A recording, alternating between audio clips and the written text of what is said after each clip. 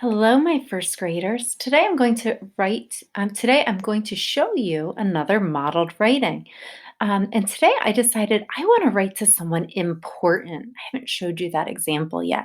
So remember, someone important might be someone we don't know, but maybe they did something special or they're a special part of our government. It's somebody we don't know, but maybe we want to learn more about them. So I'm going to get started with my heading. I'm writing this on January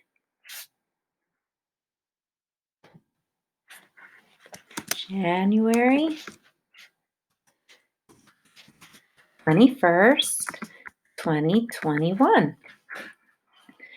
Okay, so I'm going to write to an astronaut. Her name is Mae Jemison.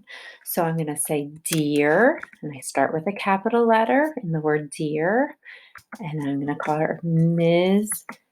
Jemison, and I looked it up online. Comma. So I put her name. She gets a capital for Ms. and a capital for Jemison, and then there's a comma, right? We take a pause after our greeting. Now here comes the body. So usually when we write to someone important, we want to ask questions about what they do. Maybe we want to tell them how we feel about something they did as well. So the whole thing isn't just questions. So I'm going to start off telling her that I think it's really cool she went into space. So let me say, I think it is very cool you went into space. What, now I can ask her a question. What was it like when you blasted off? Question mark, because I'm asking her a question.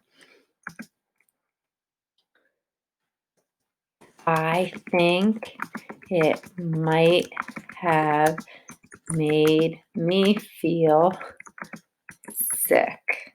Not sure how I'd feel if I blasted off. Did you like being in space? Oh, question mark.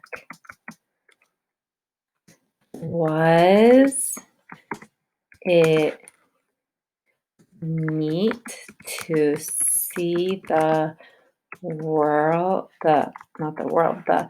Earth from space?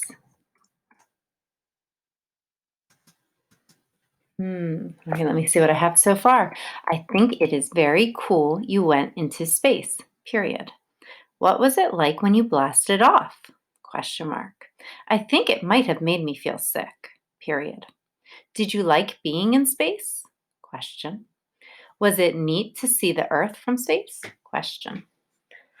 And since I really hope she answers my question, so I can say that to her. I hope you can write me back and answer my questions, period.